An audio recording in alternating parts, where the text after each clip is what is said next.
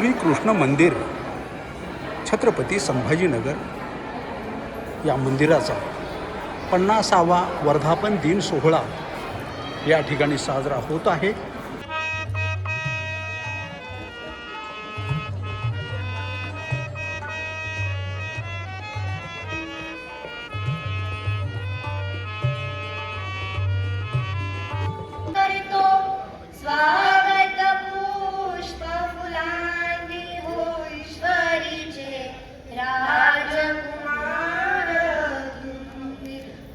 भाग असलेले कुटुंबाचे माननीय नंदकुमारजी भोगरे साहेब माजी महापौर विनंती आहे आपण व्यासपीठावरती यावं। जया वंदने विघ्न बाधान बाधे जया चिंतने साधका वेद साधे प्रसादातया वासनिका सुगोत्रा नमस्कार मे भिक्षुका स्थान मात्रा नमस्कार मे भिक्षुका स्थान मात्रा सर्वज्ञ श्री उपस्थित असलेली सर्व आदरणीय संत महंत तपस्विनी सहश्रद्धा अंतकरणानं प्रभू श्री चक्रधरांच्या श्री चरणावर श्रद्धा समर्पित करण्यासाठी उपस्थित असलेली सर्व मातृतुल्य पितृतुल्य मंडळी बंधू भगिनी आणि बालमित्रांनो, खरं तर या आश्रमाचे संचालक परमपूज्य परम आदरणीय श्रद्धेय कवीश्वर कुलभूषण आचार्य प्रवर नागराज बाबा उर्फ तपस्विनी आत्याबाई यांच्या आग्रहामुळे खऱ्या अर्थानं या ठिकाणी येण्याचा योग, तसं तर नेहमी मी येतोच इथे तसं नाही, पण आज परिषदेचा अध्यक्ष झाल्यानंतर आग्रहाने खऱ्या अर्थानं या ठिकाणी येण्याचा योग मला या ठिकाणी प्राप्त झाला। बघा तुम्ही 50व्या वर्षी माणूस क्षीण होत चालतो, होतो की नाही? झुंझुर्रे पाटलांना काळा चष्मा लागला, बघा तुम्ही, तरी त्यांना वाटतं मी अजून तरुणच आहे। वास्तविक मंदिराच्या वयापेक्षा वर वय असेल त्यांचं, पण असू द्यात ना, माणूस शरीरानं थकू द्या हो, मनानं खऱ्या अर्थानं बलवान पाहिजे। आणि ते मन जे आहे त्या मनाला बलवान करण्याचं जर कुठलं साधन असेल तर ते मंदिर आहे। मंदिराशिवाय मन बलवान होऊ शकत नाही। तुम्ही प्रचंड काम करता, शरीर थकतं म्हणजे तुम्हाला झोप लागते की नाही? पण जर आमचं मन थकलं तर झोप अजिबात लागत नाही। आणि म्हणून मनाला खऱ्या अर्थानं शांत करायचं असेल, त्या मनाला खऱ्या अर्थानं ऊर्जा प्राप्त करून द्यायची असेल तर आपल्याला मंदिरात यावंच लागेल। आणि मग मंदिरात या ठिकाणी आलात तुम्ही, तिथे बसलात, त्या ठिकाणी असलेल्या अधिष्ठानाचं चिंतन केलं, स्मरण केलं, मनन केलं, एकाग्र भावनेतून त्या ठिकाणी असलेल्या अधिष्ठानाशी जर बोलण्याचा प्रयत्न केला, संवाद साधण्याचा प्रयत्न केला तर आमचं मन खऱ्या अर्थानं त्या ठिकाणी प्रफुल्लित झालेलं असतं, बलवान खऱ्या अर्थानं झालेलं असतं। तुम्ही बघा, 50 वर्ष मंदिराला झालीत, ज्या वेळेस हे मंदिर होत असेल, याचं निर्माण कार्य सुरू असेल, त्यावेळेस या ठिकाणी विटा येऊन पडल्यात, या ठिकाणी सिमेंट येऊन पडलं, या ठिकाणी लोखंड येऊन पडलं, आणि रस्त्यानं जाणारा येणारा बघत होता आणि तो काय म्हणत होता? या मंदिराच्या विटा, हे मंदिराचं लोखंड, हे मंदिराचं सिमेंट, जाड असलेल्या वस्तू मंदिराच्या संपर्कात गेल्याबरोबर त्यांचं नाव बदलून गेलं। तसं आपण तर चालते बोलते आहोत, आपण मंदिराच्या संपर्कात गेलो की आमचं जीवन बदलून जातं। आणि म्हणून मंदिर माणसाच्या जीवनात अत्यंत महत्वाचं आहे। या ठिकाणी येऊन ज्यावेळेस आम्ही आमची साधना करतो, पण आजकाल आमची मंदिरं जरा वेगळ्या दिशेने जात आहेत। भाविक भक्त येतात, पण इथं खऱ्या अर्थानं आल्यानंतर आम्हाला त्या ठिकाणी असलेल्या अधिष्ठानाशी आम्ही बोललो पाहिजे, पण असं होत नाही. आम्ही परस्परातच बोलतो. तुझ्या घरी काय भाजी केली, तुझा मुलगा काय करतो, रिकाम्या गोष्टी आम्ही मंदिरात करतो ज्या आम्हाला करायच्या नसतात. रिकाम्या गोष्टी करण्यासाठी बगीच्यांची व्यवस्था आहे, मंदिरांची व्यवस्था नाही. मंदिर यासाठी आहे की आम्हाला त्या अधिष्ठानाशी बोलता आलं पाहिजे, आमचं दुःख त्या अधिष्ठानाला सांगता आलं पाहिजे, त्या अधिष्ठानाशी आम्हाला संवाद साधता आला पाहिजे. एकाग्र मनानं, एकाग्रतेनं खऱ्या अर्थानं त्या परमेश्वराच्या ठिकाणी आम्हाला आमचं दुःख त्या ठिकाणी व्यक्त करता आलं पाहिजे.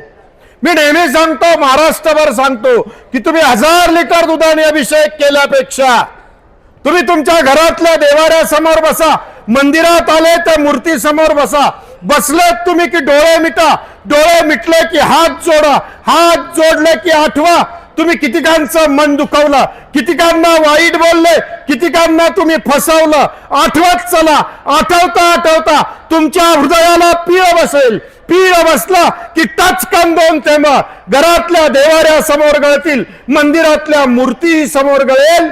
तो तुमच्या जीवनातला सर्वश्रेष्ठ अभिषेक असेल. यापेक्षा दुसरा तिसरा अभिषेक असू शकत नाही. आणि म्हणून 2 थेंब डोळ्यातून गाळण्यासाठी मंदिराची निर्मिती आहे. यासाठी खऱ्या अर्थानं आम्हाला मंदिरात यायचं आहे. म्हणजे इथे तुम्ही बघा ना, इथे आल्यानंतरही त्या मूर्तीचं दर्शन घेतल्यानंतर त्या ठिकाणी आपल्याला 5 दंडवत घातले पाहिजे. पण आम्ही घालतो का? आम्ही आंघोळ करून आलेलो असतो, चांगले कपडे अंगावर परिधान केलेले असतात. आता दंडवत घातले की कपडे मळणार आहेत, आणि म्हणून आम्ही कपडे मळतील म्हणून दंडवत घालत नाही. अरे माणसा, कपडे मळाले तर साबणीने धुता येतील, पण मन मळालेलं दंडवत घातल्याशिवाय धुतल्या जात नाही. आणि म्हणून तिथं समर्पणाचा भाव खऱ्या अर्थानं तुम्हाला व्यक्त करावा लागेल. समर्पित भावनेतून इथे यावं लागेल. इथे निष्ठा तुम्हाला समर्पित करावी लागेल. या माध्यमातून जर खऱ्या अर्थानं तुम्ही या ठिकाणी आलात तर खरंच मंदिराला 50 वर्ष पूर्ण झाल्याचं आनंद आपल्याही हृदयात तो प्राप्त होऊ शकतो. आणि म्हणून जर या माध्यमातून आपल्याला तो आनंद जर घेता आला तर घेण्याचा प्रयत्न खऱ्या अर्थानं आपण या ठिकाणाहून, या पवित्र ठिकाणाहून आपण केला पाहिजे. कैवल्यवासी परमपूज्य आदरणीय श्री बाबांनी या मंदिराची जी निर्मिती केली, आणि मग ही निर्मिती केल्यानंतर या आश्रमाची स्थापना केल्यानंतरही दूरदृष्टी जी होती, ती दूरदृष्टी असणं अत्यंत महत्वाचं आहे. की आमचा संप्रदाय कशा पद्धतीनं लोकाभिमुख होईल. म्हणजे लोकाभिमुख काही आम्हाला व्हायचं असतं का, संतांना व्हायचं असतं का? नाही.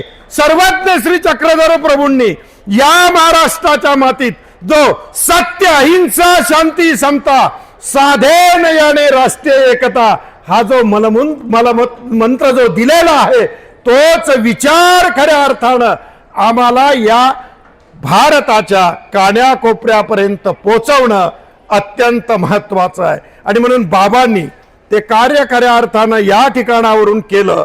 आणि त्या माध्यमातून, वेगळ्या वेगळ्या माध्यमातून, खरं तर साहित्य क्षेत्रामध्ये प्रचंड काम व्हायला पाहिजे. वकील साहेब, तुम्ही वकील झाल्यापेक्षा साहित्यिक व्हायला पाहिजे होतं. पण वकिली चांगली चालते तुमची, त्यात काही प्रश्न नाही. पण साहित्य क्षेत्रामध्येही खऱ्या अर्थानं काम होणं अत्यंत महत्वाचं आहे. आणि म्हणून मी सांगतो, मी काल नागपूरच्या बाबासाहेब बिडकरांच्याही कार्यक्रमामध्ये बोललो की बघा ना, आम्ही मागे नाहीत कुठे. डॉक्टर नगेंद्र मुनीही डॉक्टर झालेले होते. तुम्ही काळ बघा, कैवल्यवासी श्रीरामपूरचे आदरणीय बाबा साहित्यवारिधी होते. सावली मूर्ती मंदिराचे संचालक आदरणीय कृष्णमुनी, पुढे प्रभाकर जे लावत होता ना, ती खऱ्या अर्थानं हिंदी मधली सर्वोच्च पदवी त्यांना मिळालेली होती. म्हणून पुढे त्यांच्या नावापुढे प्रभाकर लावल्या जात होतं. आणि म्हणून साहित्य क्षेत्रामध्ये आम्ही कमी आहोत असं नाही, पण आजही त्याच माध्यमातून खऱ्या अर्थानं अजूनही वेगानं आपल्याला जावं लागणार आहे. याचा विचार या महानुभाव संप्रदायातल्या तरुणांनी खऱ्या अर्थानं केला पाहिजे. वेगानं पुढे जाण्याची अजूनही गरज आहे. फार मागे आहोत आपण, अजूनही मागे आहोत.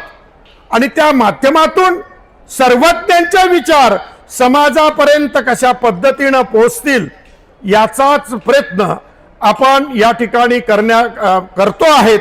साहित्य क्षेत्रातून येणाऱ्या अवतार दिनाला महाराष्ट्र सरकारने कालच GR काढून टाकला. मला वाटतं 13 सप्टेंबर पुढे येणारा अवतार दिन आहे.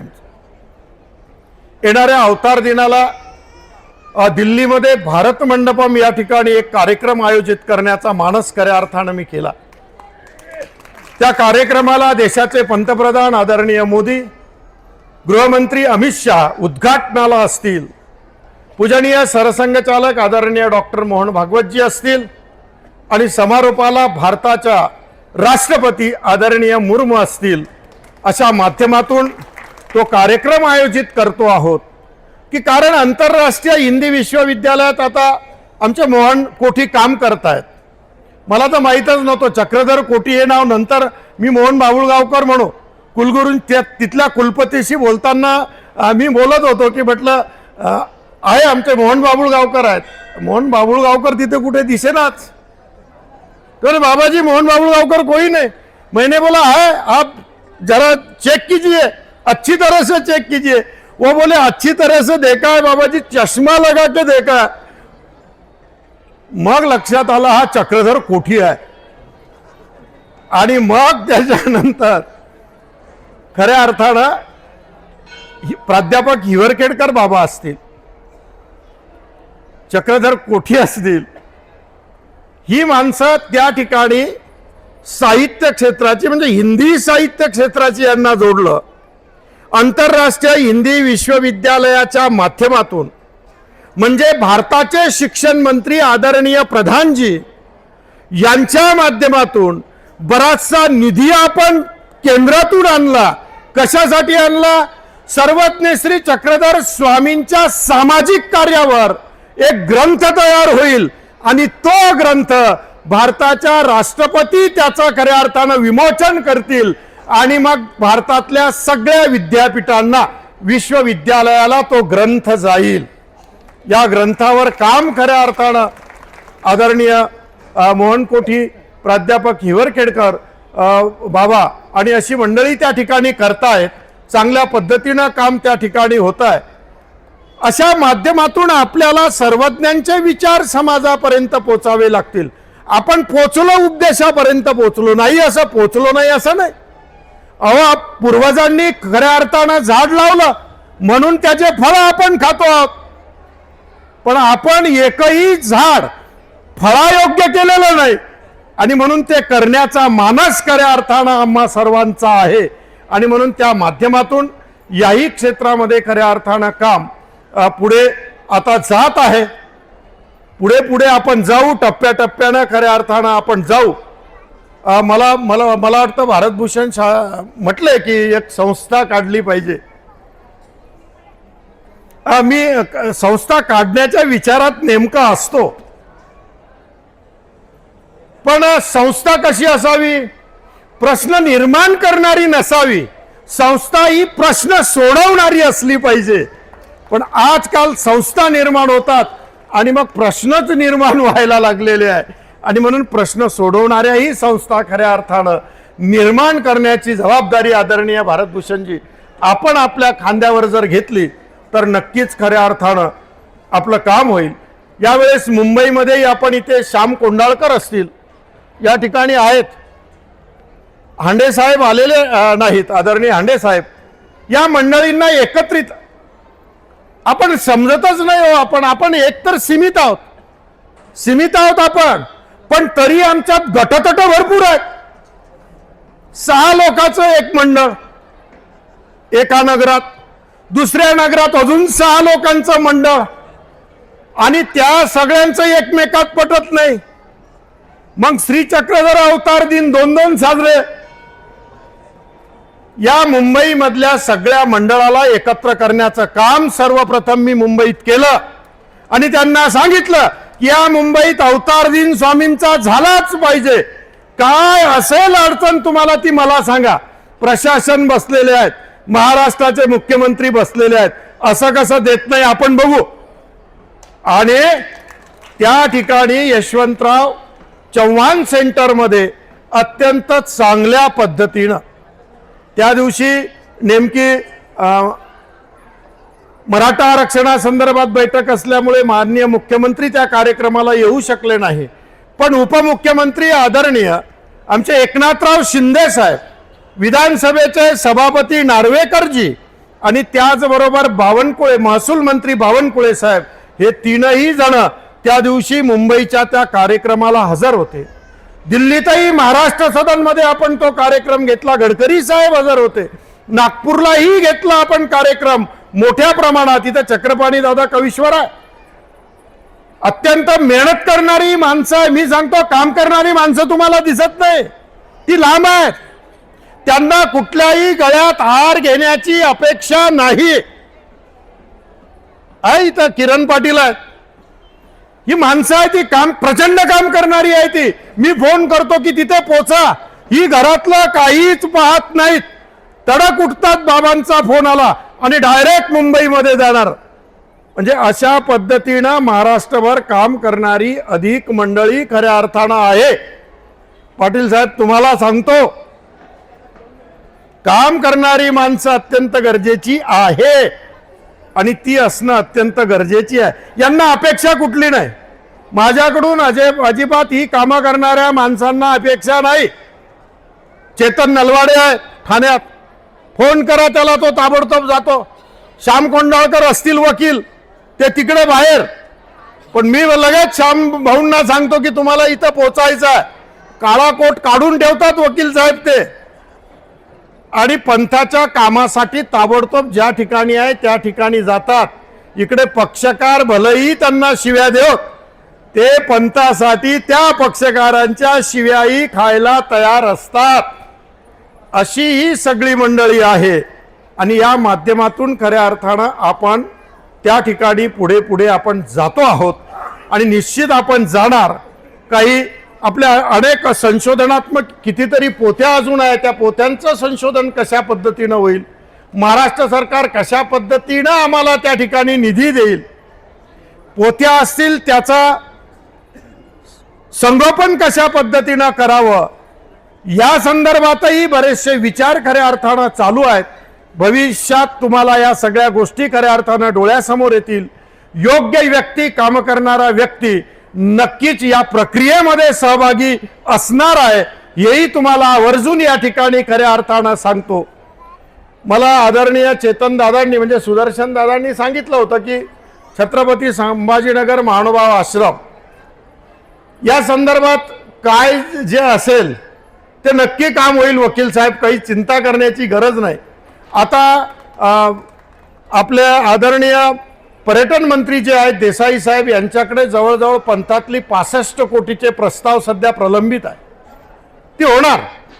ते आता मी फक्त 16 तारखेची घंटी वाजायची वाट बघतो आहे आणि 16 तारखेला एकदा महानगरपालिका आटोपल्या की जिल्हा परिषदच्या आधी तेही जेवढे काही प्रस्ताव खऱ्या अर्थानं आहेत त्या 65 कोटीचे वेगळ्या वेगळ्या ठिकाणचे जे प्रस्ताव आहेत. काय होतं, मनुष्यबळ थोडंसं कमी पळतं आणि त्या त्या क्षेत्रातले माणसं थोडेसे पुढे येत नाही, ही पंचायत होते. आता रामसगावला पुलासाठी 2 कोटी रुपये 2 वर्षापासून येऊन पडले आहेत जालन्याला, पण त्यावर एकदा निविदा निघाली, त्यांनी कमी याच्यात लो मध्ये भरली.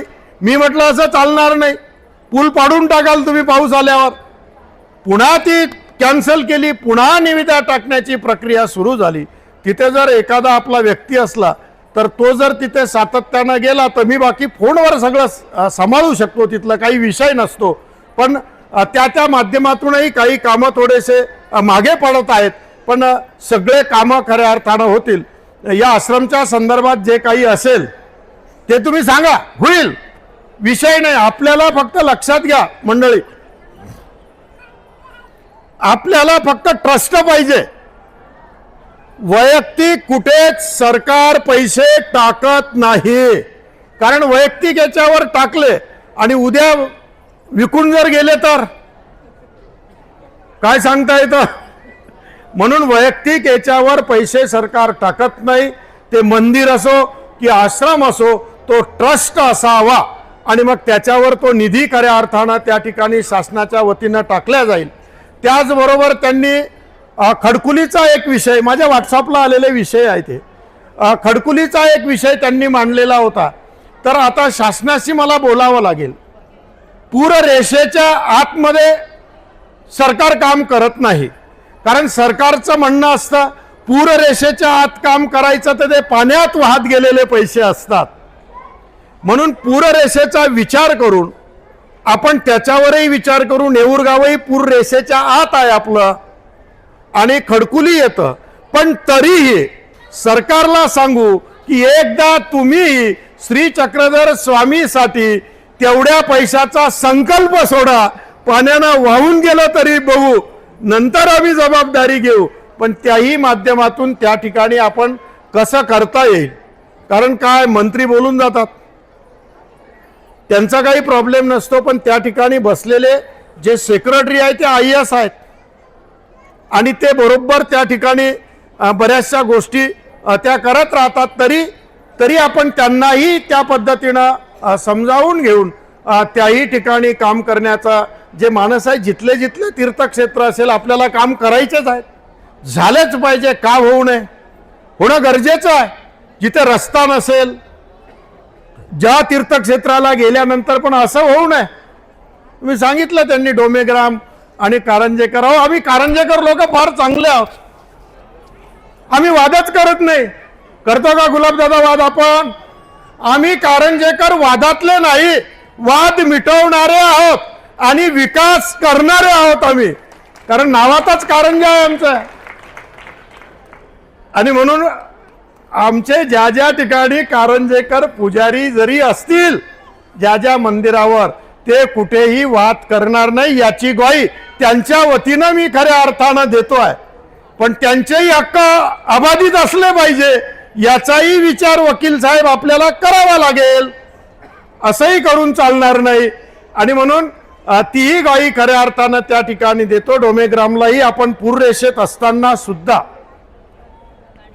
तिथेही आपण एक भक्तनिवास टाकलेला आहे. पण भक्तनिवास हे येणाऱ्या भक्तांच्या सोयीसाठीच असावं गुलाबदादा. नाहीतर काय होतं, मग आपले घर तिथं थाटल्या जातात आणि मूळ उद्देश त्यातून खऱ्या अर्थानं निघून जातो. असा होता कामा नये. कारण ती आहे कशासाठी, येणाऱ्या भक्तांच्या सोयीसाठी शासनाने पैसा दिलेला आहे. आणि त्याची जी देखभाल दुरुस्ती आहे शासनाच्या नियमात, ती देखभाल दुरुस्ती आपल्याला करावी लागते.